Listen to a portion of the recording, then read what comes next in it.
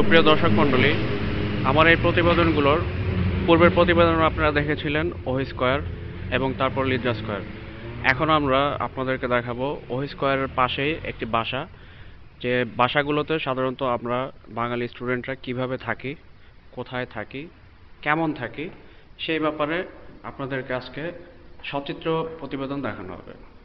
আমরা এখন যাচ্ছি একটি বাসায়, যেখানে এক রুমেই আসলে এক রুম না, দুই রুমেই দেখা যায় যে 7 থেকে 8 জন স্টুডেন্ট থাকে। তারা যে শুধুমাত্র একটি মাত্র কলেজের স্টুডেন্ট তা নয়, তারা বিভিন্ন কলেজের স্টুডেন্ট। আমরা এখন দেখাবো বাসার ভিতরের পরিস্থিতি। দেখুন, সাইপ্রাসে যদি আপনারা বাংলাদেশ ছেড়ে সাইপ্রাসে আসেন, তা আসলে আপনাদেরকে সাধারণত হয়তোবা এইভাবেই থাকতে হবে। ঘরের নমুনাটি দেখুন, ঘরের পরিবেশ কি। এই পরিবেশ দেখে কেউ কি বলতে পারবেন যে এটা ইউরোপ না বাংলাদেশেরই কোনো বস্তি? এই ফ্ল্যাটটিতে যারা থাকেন তারা সবাই স্টুডেন্ট। কেউ আমেরিকানোস কলেজের স্টুডেন্ট, কেউ বা ফ্রেডরিক কলেজের স্টুডেন্ট, কেউ আছেন সিডিএ কলেজ, কেউ গ্লোবাল কলেজ, কেউ ট্যুরিজম কলেজ। আমরা এখন এই সমস্ত ভাইদের কাছ থেকে কিছু তথ্য আমরা জানতে চাবো। আমরা এখন এই ভাইয়ের সাথে কথা বলবো। আচ্ছা ভাই, আপনার নামটা বলবেন কি? জেমস হাসান। জেমস হাসান। আপনি কতদিন যাবত সাইপ্রাসে আছেন? প্রায় 1 বছর। 1 বছর। আপনি কি সাইপ্রাসে ওয়ার্ক পারমিটে এসেছেন না স্টুডেন্ট হিসেবে এসেছেন? স্টুডেন্ট। স্টুডেন্ট। আপনি কোন কলেজে বা ইউনিভার্সিটিতে আছেন? আমি ইউরোপিয়ান ইউনিভার্সিটিতে আসছিলাম। আচ্ছা ভাই, আপনি তো বলেছেন যে আপনি প্রায় 1 বছর আগে সাইপ্রাসে এসেছেন, স্টুডেন্ট হিসাবে এসেছিলেন। এখন কি আপনি বলবেন যে আদৌ আপনি এখন স্টুডেন্ট না ইলিগাল হিসাবে আছেন? অ্যাকর্ডিং টু ল আমি এখনো ইলিগাল হইনি, কারণ আমার এখনো ভিসা আছে, কিন্তু আমার কলেজ থেকে আমার স্টুডেন্টশিপ ক্যান্সেল করা হয়েছে, কারণ আমি এত টিউশন ফিস আমি বেয়ার করতে পারতেছি না, এই কারণেই। আপনার টিউশন ফিসটা কি আমাদেরকে একটু জানাবেন? অবশ্যই, পার সেমিস্টার আমাকে অলমোস্ট 3,500 ইউরো পে করতে হয়, তো বছরে প্রায় 7,000 ইউরোর মতো। আদার্স সব কিছু মিলিয়ে প্রায় 8,000 থেকে 8,500 ইউরো খরচ হয়, কারণ আমাদের আলটিমেটলি সবাইকে প্রায় বছরে দুবারে ইমিগ্রেশন করতে হয়, কারণ কেউ 6 মাস 7 মাসের বেশি ভিসা পায় না। আচ্ছা ভাইয়া, আপনাকে যে বছরে এত টিউশন ফি পে করতে হয়, আপনি আপনি কোনো কাজ করেন যে আপনি এই টিউশন ফি বেয়ার করতে পারবেন? এটা কোয়াইট ইম্পসিবল, কারণ এখানে যে বর্তমান যে সিচুয়েশনে কাজই নেই, তারপরে এতগুলি টাকা অ্যারেঞ্জ করা সত্যিই ইম্পসিবল। জেমস ভাই, বর্তমানে আপনি কি কাজ করছেন? বর্তমানে কাজ বলতে তেমন কোনো কাজই করি না, সপ্তাহে 1 দিন 2 দিন আমরা ওটাকে বলি সুটা কাম, মানে 1 দিন 2 দিনের জন্য নর্মাল ডেইলি লেবার আর কি। আচ্ছা ভাই, আপনি যে ছুটা কামলা দেন, তার মানে বাংলাদেশে কুলি মজুররা যেভাবে কাজ করে ঠিক ওইভাবে আপনি যে কাজ করেন, এতে কাজ করে মাসে আপনার কি পরিমাণ টাকা আপনি আর্ন করতে পারেন? মাসে খুব বড় জোর 2 থেকে 250 ইউরো, কিন্তু তাও আবার শিওর না, কোনো মাসে আরো কম, কোনো মাসে 250-এর উপরে এখন পর্যন্ত কখনো পাইনি এই প্রায় 1 বছরে। কিন্তু ভাই আমরা তো জানি সাইপ্রাসে থাকতে গেলে যে কোনো মানুষের বা যে কোনো স্টুডেন্টের অ্যাটলিস্ট 150 থেকে 250 ইউরোর মতো লাগে থাকা খাওয়ার খরচ বাবদ।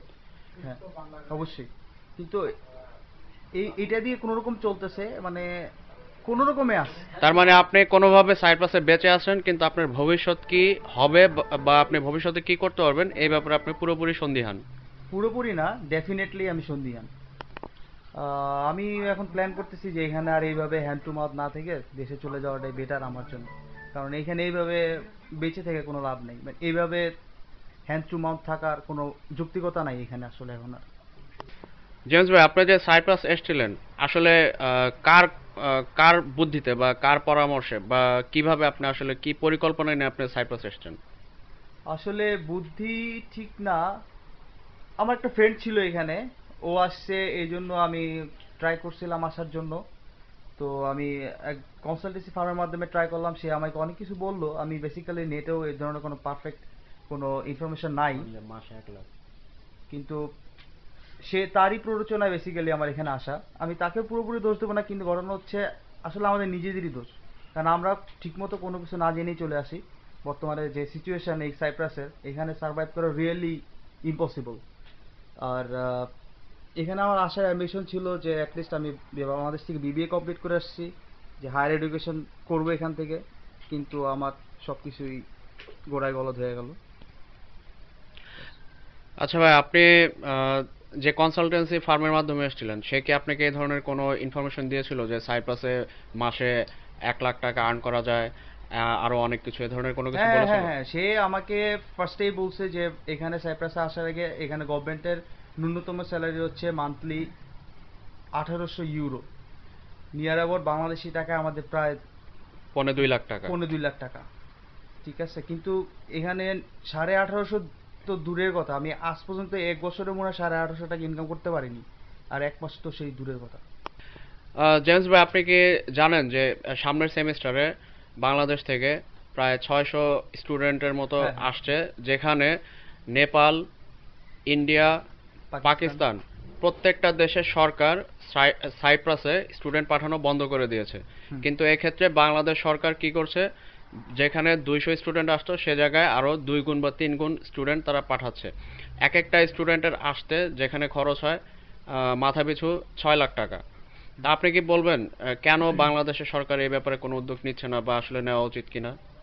অবশ্যই নেওয়া উচিত, এবং আমি সবার আগে ব্লেম করবো মিডিয়াকে, কারণ তারা কিভাবে একটা ভেগ একটা নিউজ পেপারে দেয়। কারণ আমি আমার কিছু রিলেটিভস, কিছু ফ্রেন্ডসের কাছে শুনছি বাংলাদেশের পেপারে নাকি এও ছাপা হয়েছে সাইপ্রাস সেনেজেন হয়ে যাচ্ছে অলরেডি, বা হয়ে গেছে। কিন্তু এখানে সাইপ্রাস সেনজেন হওয়ার আগামী 2-4 বছরের মধ্যে কোনো সম্ভাবনা নাই। বেশ কয়েকটা ডেট দিচ্ছে, প্রতি বছরের একটা করে ডেট দেয়, কিন্তু আদৌ হয় নাই। এটা একদম 2004 সাল থেকে, যখন থেকে ওরা ইউরোপে আসছে হুম। তখন থেকেই সেনজেন হওয়ার কথা চলতেছে, কিন্তু আদৌ এই প্রায় 6 বছরও ওরা সেনজেন হয় নাই, এবং আগামী 2-4 বছরে যে হবে তার কোনো গ্যারান্টি নেই।